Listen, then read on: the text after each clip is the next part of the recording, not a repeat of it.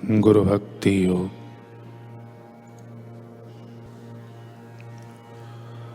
शिष्यत्व की पहचान मानी गुरु भक्ति।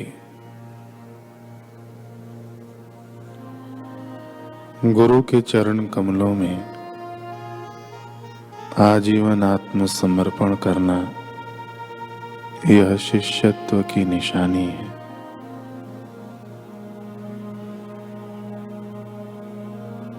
गुरुदेव की मूर्ति का नियमित ध्यान करना यह शिष्यत्व का राजमार्ग है।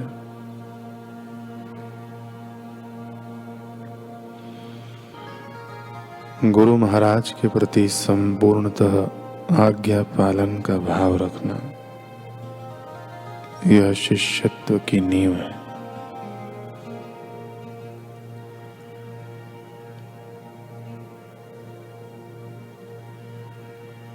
गुरु से मिलने की उत्कट इच्छा और उनकी सेवा करने की तीव्र आकांक्षा मुमुक्षुत्व की निशानी है।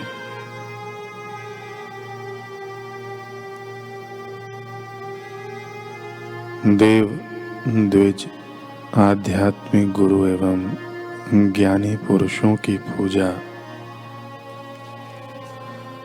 पवित्रता, सरलता,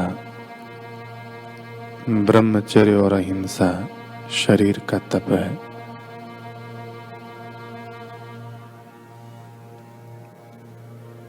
ब्राह्मणों, पवित्र आचार्यों एवं ज्ञानी पुरुषों को प्रणाम करना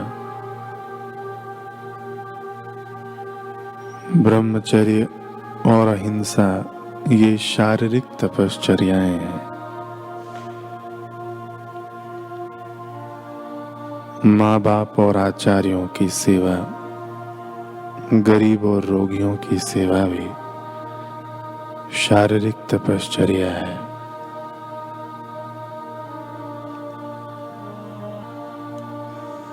कल हम सुन रहे थे ध्यान में पूज्य गुरुदेव का संकेत।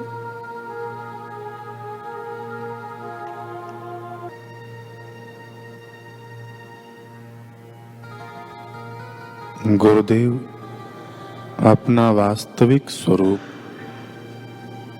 जो आप बीती से परे है, ब्रह्मांड से भी परे है, उस तत्व की बात बताते हैं। गुरु बताते हैं कि वत्स, जो मैं देह रूप होकर दिख रहा हूं वह मैं नहीं हूं। यह एक देह नात जात या मत पंथ मेरा नहीं है। जो दिख रहा हूं वैसा मैं नहीं हूं। किसी देश में या प्रांत में या किसी काल में या किसी रूप में जैसा दिखता हूं वैसा मैं नहीं हूं। तो ईश्वर के नाते मुझसे मिला, मुझे मिला और मैं तुझे ईश्वर से मिलाने के लिए मिला। तेरा और मेरा मधुर संबंध है। हे वत्स, प्यार से भरी तेरी आंखें और श्रद्धा की धाराएं मुझे प्रेम वश करती हैं। तूने बार बार श्रद्धा भक्ति से मुझे देखा है, इसलिए हे वत्स, मैं तुझे अपना अनुभव कहता हूं। तू ध्यान से सुन।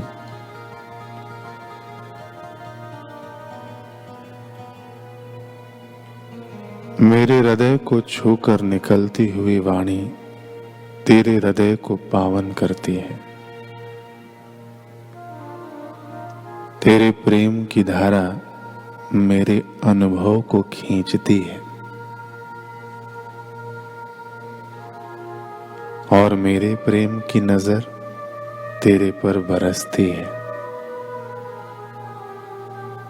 जैसे पक्षी को फंसाने के लिए शिकारी जाल बिछाते हैं, वैसे मैंने उपदेश देने के लिए वाणी रूपी जाल बिछाकर तेरे कानों को अपनी तरफ खींचा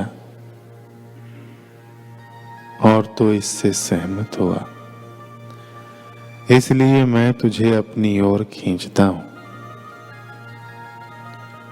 तू प्रतीति में मत जाना, निज प्राप्ति में आना। तुझे इस आकृति में मैं दिख रहा हूं, इतना ही मैं नहीं हूं। ऐसी कोई जगह नहीं जहां से तू मुझसे बाहर निकल सके। ऐसा कोई समय नहीं जब मैं नहीं हूं।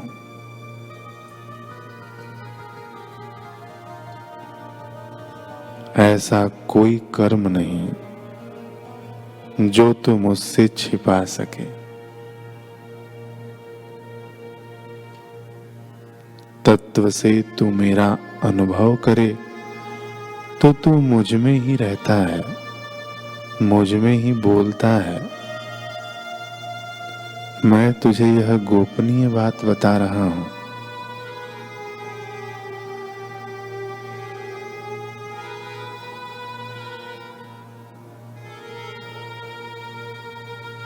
गुरु ने अपने श्रीमुख से कहा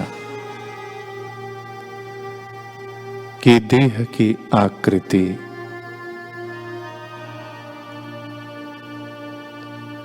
देह की आकृति से मैं लेता देता कहता सुनता दिखता हूं, इतना मैं नहीं हूं। तो देह में बंधा है, इसलिए देह में रहकर तुझे जगाना होता है। श्रीमद् राजचंद्र ने ठीक कहा, देह छता जेनी दशा वर्ते देहातीत, ते ज्ञानी न चरण मां हो वंदन अगणित।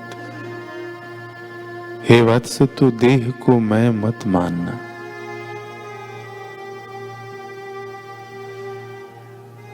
यह देह तो प्रतीति मात्र है। तू अपने स्वरूप की प्राप्ति करने आया है। जब तक तू लक्ष्य को नहीं पाएगा, मैं तेरा पीछा नहीं छोड़ूंगा। मेरे दिल में तेरे कल्याण के सिवाय और कुछ भी नहीं है।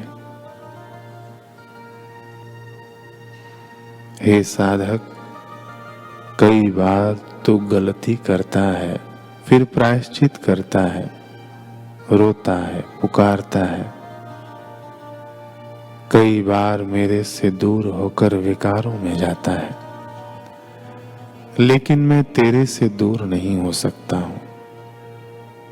मैं तेरी कमजोरियां जानता हूं, तेरी मनमानियां भी जानता हूं।